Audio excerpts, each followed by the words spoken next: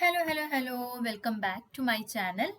കേരളത്തിൽ നല്ല മഴക്കാലവും അതുപോലെ തന്നെ നല്ല ചക്കക്കാലമാണ് അല്ലേ?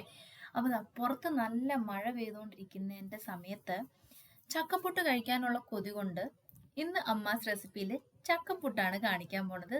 കണ്ടില്ലേ, നല്ല ആവി വറക്കണ നല്ല അടിപൊളി ചക്കപ്പുട്ടാണ് ഉണ്ടാക്കിയേക്കുന്നത്. വളരെ ഈസി ആയിട്ട് എളുപ്പത്തിൽ തന്നെ ഉണ്ടാക്കാൻ പറ്റുന്ന ഒരു റെസിപ്പിയാണ് കേട്ടോ. കേരളീയരുടെ ഒരു വികാരം തന്നെയാണല്ലോ ഈ ചക്ക ആൻഡ് പൊട്ട്. അപ്പൊ ആ രണ്ടിന്റെ കോമ്പിനേഷൻ ആവുമ്പോൾ വാ, അടിപൊളിയല്ലേ? അപ്പൊ ഈ ചക്കപ്പൊട്ട് എങ്ങനെയാണ് ഉണ്ടാക്കുന്നതെന്ന് നമുക്കൊന്ന് കണ്ടു നോക്കാം. Let's get started.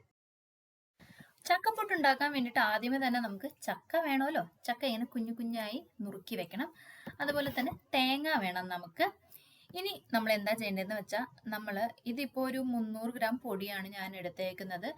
അത് നമ്മൾ നോർമൽ ചൂടുവെള്ളത്തിൽ ലേശം ഉപ്പിട്ടിട്ട് നമ്മൾ നോർമൽ എങ്ങനെയാണോ പുട്ടുപൊടി കുഴയ്ക്കണത് അതുപോലെ കുഴയ്ക്കണം.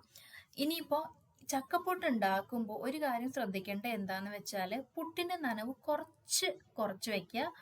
കാരണം നമ്മൾ ചക്കയും കൂടി ഇട്ട് കഴിയുമ്പോൾ അതിൻ്റെ ആ ഒരു നനവുണ്ടല്ലോ, അത് ആ ഒരു പൊടിയിൽ പിടിക്കും. അതുകൊണ്ട് ചെറുതായിട്ടൊന്ന് ഡ്രൈ ആയിട്ട് വെക്കുന്നതായിരിക്കും ഏറ്റവും ബെസ്റ്റ്.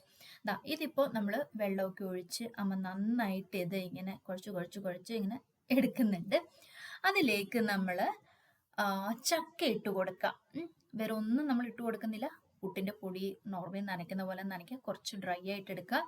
അതിലേക്ക് നമ്മൾ നമ്മുടെ അരിഞ്ഞു വെച്ചേക്കുന്ന ചക്ക ഇടാം. ചക്ക ഇട്ടിട്ട് ഇങ്ങനെ നന്നായിട്ട് ഇതൊന്ന് മിക്സ് ചെയ്യാം.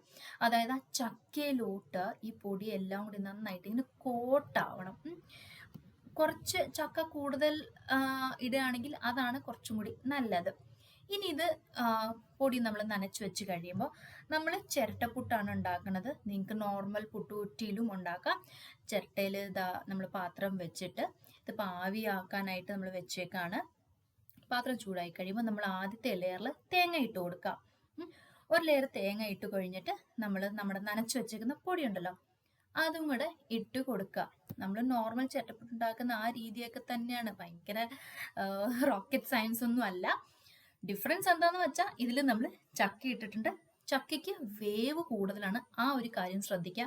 നമ്മുടെ നോർമൽ പുട്ട് വേവുന്ന സമയം പോരാ, ഒരു 8 to 10 minutes വേണം. കാരണം ചക്ക നന്നായിട്ട് വേണമല്ലോ. ഇനി നമ്മൾ വെള്ളത്തെ ലെയർ നാളികേരമാണ് ഇടുന്നത്. അതും കൂടെ വെച്ചിട്ട് നമുക്ക് അടച്ചു വെച്ച് ഇതൊന്ന് വേവിക്കാം. ഞാൻ ഇവിടെ അടച്ചു വെച്ചു. എന്നിട്ട് ഇത് വേവാനുള്ള ടൈം കൊടുത്തു. വെന്ത് കഴിയുമ്പോൾ തന്നെ ഉണ്ടല്ലോ നല്ലൊരു വാസന വരും.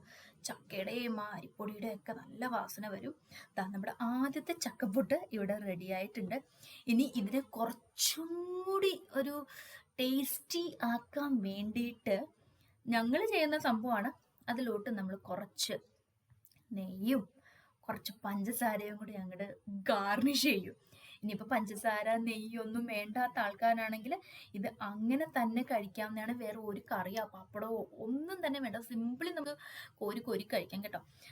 ഇതിപ്പോൾ നെയ്യും പഞ്ചസാരയും കൂടി ഇട്ട് കഴിയുമ്പോൾ വാ, അടിപൊളിയാണ് കേട്ടോ ഇത് കഴിക്കാനായിട്ട്. നല്ല ഭംഗിയുമാണ് കാണാനായിട്ട്.